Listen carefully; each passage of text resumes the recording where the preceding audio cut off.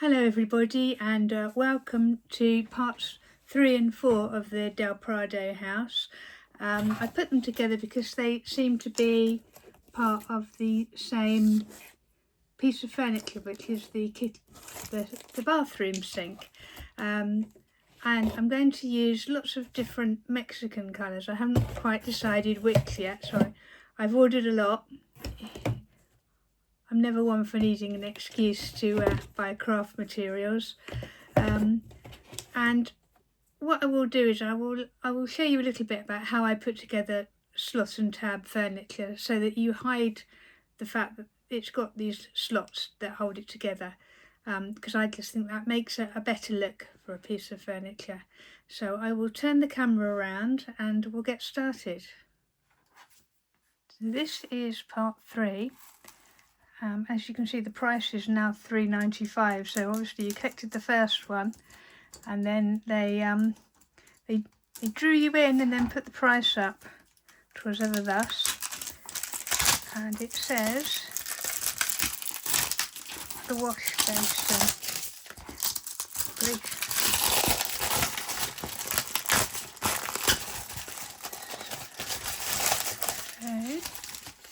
Oh, I need that. That's the mirror for that. Goodness. I'll keep that stuck to that to protect it from being scratched. I know it's a bit shiny on the screen, but I will be getting rid of this cellophane in a minute. Put that to one side, throw that away. Apologies for the scrunching. It's worse if you've got a hearing aid on, I can tell you. So we're going to make this, and here are the wooden pieces we need to make it. I shall see if I can get a piece out. There you go, that came out really easily. See, that's got the slot, and that's probably the back of it, I would think. And then there will be another piece that tabs in there. And if you can look in the picture, you can see the slots are showing up, and I find I don't like that. It looks too dolly house like for me, for want of a better way of putting it. I think little Gretchen's workshop, she calls it cartoonish. It's just not very realistic. So I'm going to paint this. I'm going to stain the doors, and then I'm going to paint the carcass in a Mexican colour. So we'll be able to hide those, and I will talk about how to do that. If you just painted over it without doing anything, you still be able to see it. But I've discovered a way of hiding those. And what we've got, I've got the magazine, and we've got the instructions and the piece of card. I always keep these pieces of card because they're useful for when you paint, or sometimes I even use them to make notebooks. This is another of my hobbies. And let's have a look and see what we've got on 3. Oh, it's the other half. The part 2 had a half of this doll's house, and this is the other half. More beautiful illustrations of furniture and people. If you're into, oh, these are Dutch wax dolls that I've never actually heard of. Dutch wax dolls before. There you go. Costumes are amazing. Sorry, I just knocked the camera there, so it's bouncing a bit. Oh wow, look at that bed. It looks like the bed in The Princess and the Pea. And yet another cabinet house. They're incredible. I would really like to go to the Netherlands and see these. So that's part 3, and this is part 4. I keep knocking this tripod, I do apologise. I'm going to open this at the same time, and you get a little thing with the sink and the taps. Now for me, the sink is very plasticky looking, but there's stuff we can do to stop that. And I'm going to, apart from painting it to stop the plastic look, I'm going to do something very, very weird with it, related to Frida Kahlo, and a painting that she made called something like What the Water Told Me. And we've got some taps, and we've got the cupboard knobs in there as well. Taps are very shiny, so I will age those. And that's that bit. And then have another magazine, another picture of what it's going to look like, more instructions. Oh, another subscription. So if you haven't already subscribed and you want to spend virtually £400 on a rather dodgy doll's house kit, and you lived in the 1990s, you could still do it. Another piece of cardboard and more instructions. And a quick look at this magazine. More on wax dolls. More in the cupboard house. Oh, we've gone to 19th century dolls now, so we're obviously going through the centuries. A sausage dog there. They're just amazingly detailed, and so much information if you're interested in dolls. So oh, that was still not cut properly.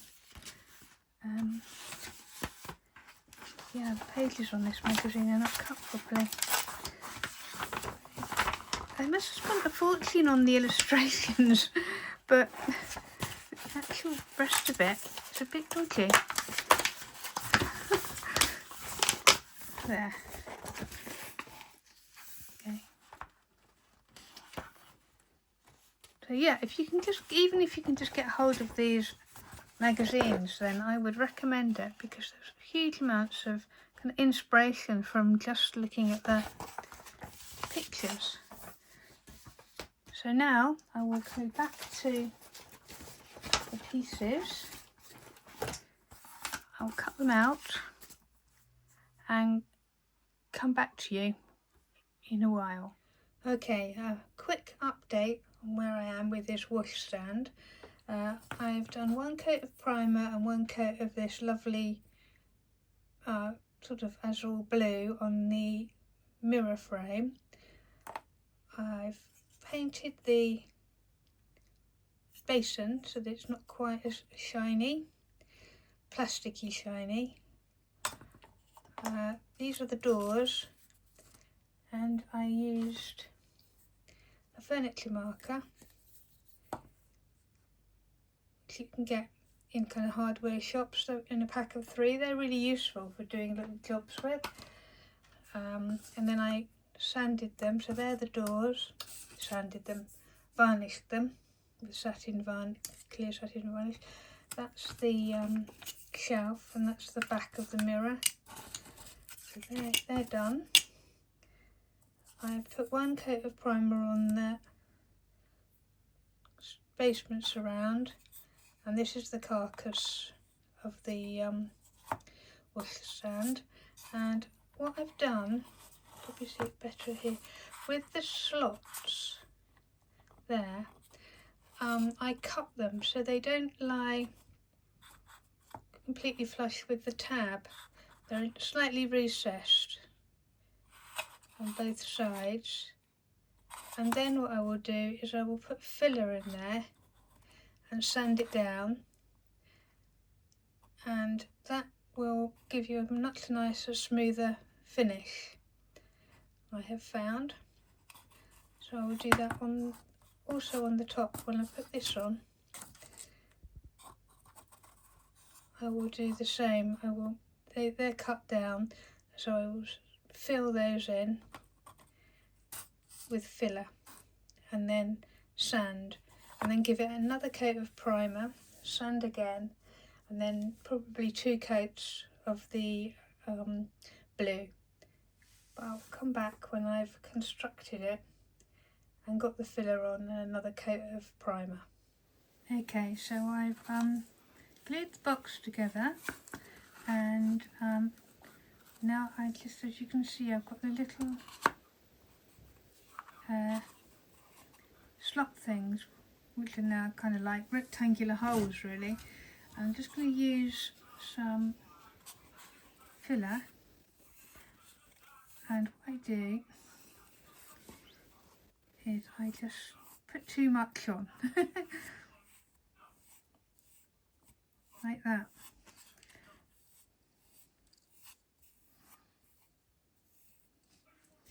This filler's getting a bit old. It's some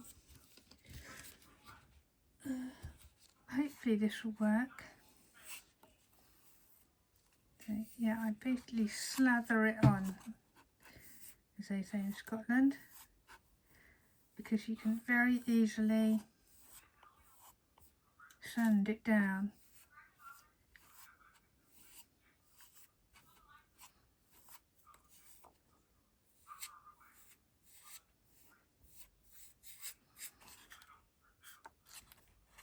And then do the top. I'm trying to dig right into the middle of this pot of filler because, as I say, it's quite old and getting a bit dry.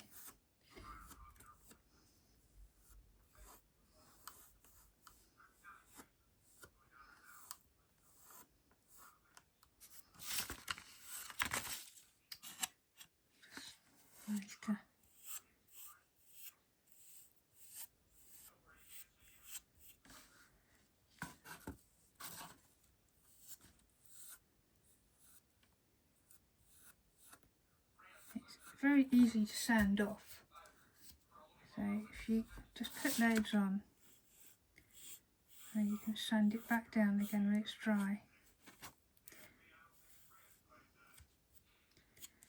So leave that to dry overnight and come back to it. The other thing I've done is I painted the taps with a coppery type of enamel paint that I had, so that they're not kind of glaringly gold anymore. And I glued the shelf and the back of the mirror together. So we're getting there. I've sanded off most of the filler, and as you can see, it leaves quite a nice smooth finish. There are a few nicks, and if I was being absolutely perfectionist, I would probably with that one fill it in again, but I reckon I can get away with that. I've got one more side to do, and I've also noticed this bit that's come out the bottom, so I will fill that before I get any further as well. I was going to paint it this lovely blue like I did with the mirror, but then when I put the mirror up against the wood, I just didn't like it. You know, some colours bring out the best in each other and some just don't, and that just doesn't, it's not floating my boat, as my partner would say. So I'm going to sand off that blue, and we're going to go for a yellow instead. I've put the yellow next to the wood, and I think that will work. Sorry, I'm always doing that, being outshot. I think the yellow will work better. And you know, that's what happens. You sometimes have to change your ideas mid-flow, and if it's not working and you don't like it, try again. That's life. So I shall now get on, sand that blue off, probably put a couple of coats of yellow on, and sand that off, fill that, and start painting this. I stuck this card on the back while I was playing around with it, because I just thought it would stabilise it a bit, because it's not actual. A box is a very stable form, but something like this, unless you're absolutely sure that the glue is dried, it's it's better to kind of try and stabilise it a bit, because it could just sort of fall out of shape a little bit.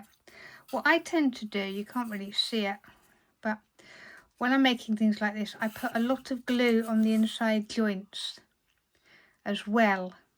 So it's obviously glued along the actual join, but along this bit here, there's a lot of glue just to stabilise it. So I don't have to worry when I'm mucking around and getting a bit rough sanding. It's not going to suddenly fall apart on me. So, right, onward and upward. And we have the reveal. It didn't stay yellow, as you can see. It ended up a burnt orange. The yellow was just too bright. I hope that's in focus. And on the side, I Mod Podged, it's not dry yet, one of Frida Kahlo's paintings on both sides. And inside there's a little motif from her painting What the Water Gave Me, which is a kind of reflection of her feet, her foot, and her reflection of her foot. And then the mirror, I sanded it to kind of distress it a bit so you can see a little bit of the yellow, and I found a little skeleton in my box of nail art, which I painted with the same copper paint as the taps and the doorknobs, cupboard knobs. So there you go. Thank you very much for watching. Del Prado 3 and 4. That was a bit of a marathon because I kept changing my mind about the colours, but it's finally done. Please do hit like and subscribe if you want to carry on following, and we are on to 5 next. See you next time.